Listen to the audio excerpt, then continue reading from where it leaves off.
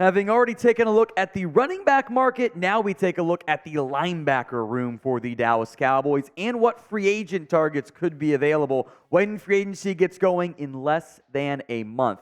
And there's maybe no bigger position of need outside of retaining some own free agents than the linebacker room right now. It's Damone Clark, injured DeMarvion Overshown coming off a torn ACL. Leighton Vander, maybe never playing again with that neck injury. Marquise Bell, I think, has a chance to move back to safety. And then it's Buddy Johnson, it's been a kind of a journeyman practice squad guy. And yeah, that ain't going to work. Like this video, if you think the Cowboys need linebacker help and you want them to go out and get it, I think it should be every single person watching. So if you haven't already, like the video for me right now. Going more in depth on some of those pieces, Vander Esch's neck injury at minimum casts doubt over his future.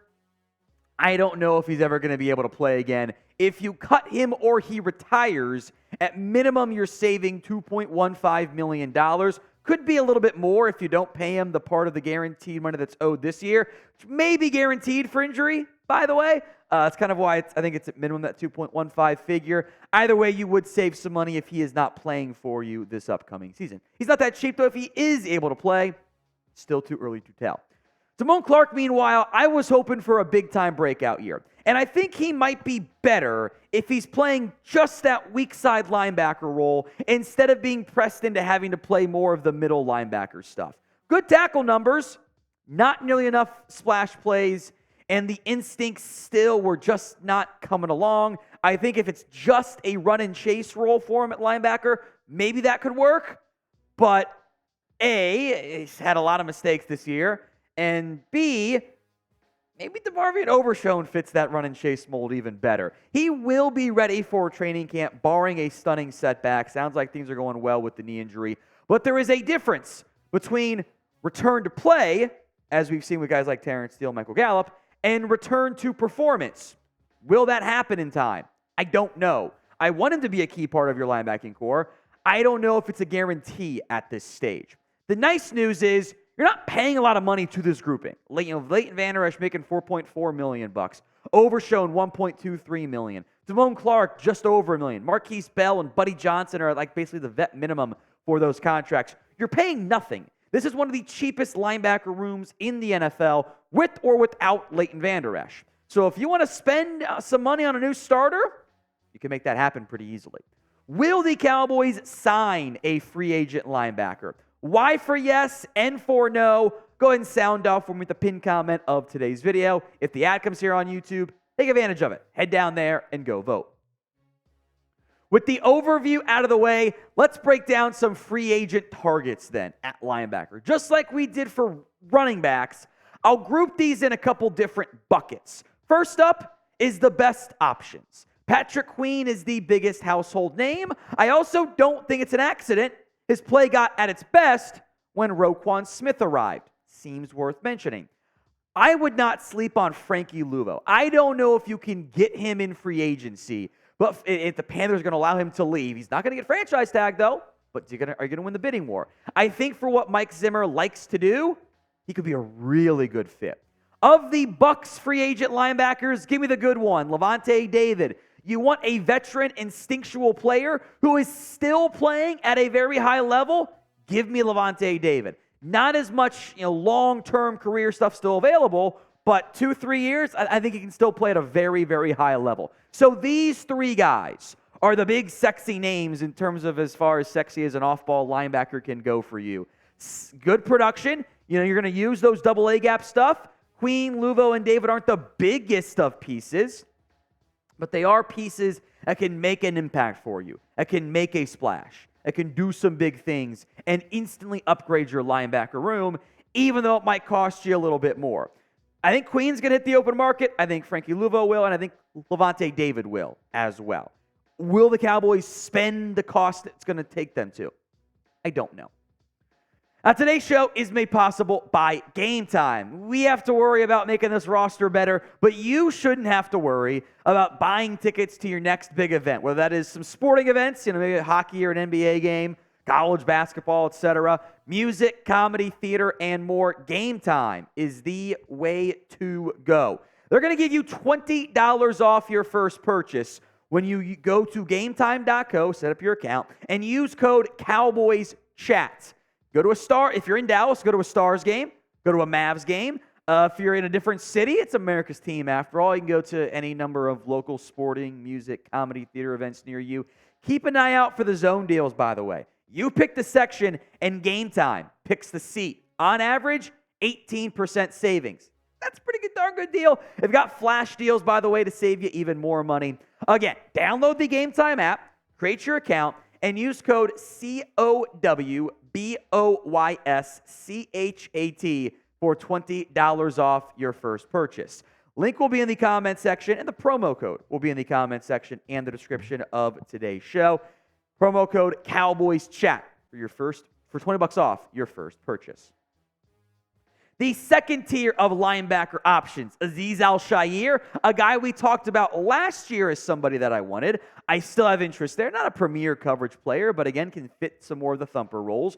Josey Jewell is never going to be an elite high-end superstar linebacker, but as a stabilizing presence, I have interest there. And about Drue Tranquill, played pretty well for the Chiefs. I love me some Nick Bolton coming out. Timing didn't quite work out there. All three guys can offer you some not same level, but still good starting ability. Neither guy, I don't think, is a premier coverage player either. You could probably be okay. Because, again, I'm curious how Mike Zimmer's going to use his safeties and linebackers, the more boxy guys. Is Donovan Wilson going to play still in the box a lot more? What are you going to do with Marquise Bell and even, Wanye Thomas to an extent? So you could get away with having more of a thumper. And the thumpers aren't going to cost you as much money, by the way. Tranquill can do some good coverage stuff for you, maybe more so than Al-Shaair and Jewell can. Now, when it comes to free agent linebackers, talking off-ball guys, not the outside edge rushers like Danielle Hunter, name a free agent linebacker who you want to sign. Sound off in the comments section. The next batch, these are former first-round picks who may or may not have lived up to expectations. I still don't love Jordyn Brooks in coverage. I think he's been better again as the weak side linebacker than the pure Mike that maybe you're searching for to a certain extent. But of these first-rounders, he's been the best one.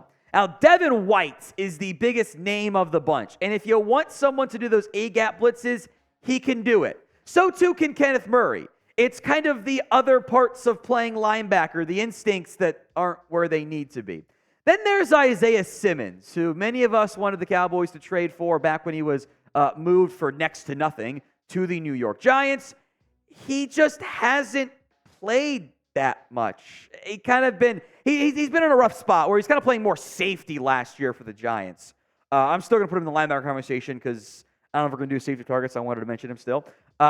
He's just kind of been miscast in defenses that never quite utilized him, I think, the way he needs to be utilized. The coverage has never been good enough. Maybe a blitz-heavy linebacker role could still work for him, but he's just kind of... I loved him coming out of Clemson. I think the coaching has kind of failed him early on, but we're also 4 years in. You kind of got to start making some decisions there. Devin White can blitz. So can Kenneth Murray. I don't trust those guys in coverage, and I don't trust their instincts. I just watched a lot of those issues with this current Cowboys linebacking core. I don't know if I want to go through it again. Over now to some veteran players. Jordan Hicks, who did not, by the way, overlap with Mike Zimmer in Minnesota, but can still fit the role of a starting caliber linebacker. Bobby Wagner, we'll see if he ends up in Washington with Dan Quinn. It would be kind of funny if he ends up there. Because your front office didn't want to pay him necessarily either. But Wagner would be a good fit. I don't trust him in coverage. The Seahawks I think, used Wagner probably, but the numbers were still really good for him. Nicholas Morrow has been linked to this team in the past. I think he's more of a depth option than a starter, but it is worth mentioning. And Denzel Perryman, again, if you want that thumper, if you want that run stopper, Perryman does stand out to me, not someone I fully trust in coverage. Of this grouping, Bobby Wagner's numbers continue to be eye-popping. I think they do I thought Seattle had a really good plan of how to not expose him in some of the more in-space stuff that he isn't quite good at doing the same way he used to, but he's still so instinctual, he's normally going to find his way to the ball the way he needs to. Jordan Hicks can still help you. Morrow can be, I think, a decent backup. I think Perryman is still kind of a thumper. But again, if you just want the cheaper thumper option to help stop the run a little bit, I think Perryman can fit that role.